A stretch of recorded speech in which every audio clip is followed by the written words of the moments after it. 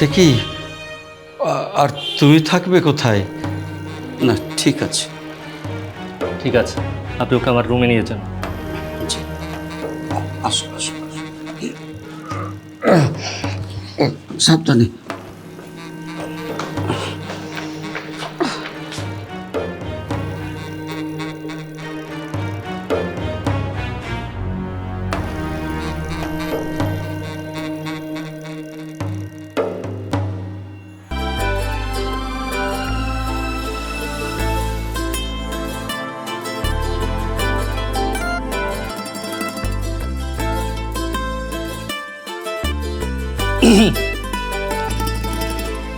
ইয়ে মানে আমি একটা বালিশ নিতে এসেছি, সোফায় ঘুমাবো। না না, আপনার কষ্ট করে সোফায় ঘুমানোর কি দরকার? আপনি এখানে ঘুমান, আমি যাইতেছি।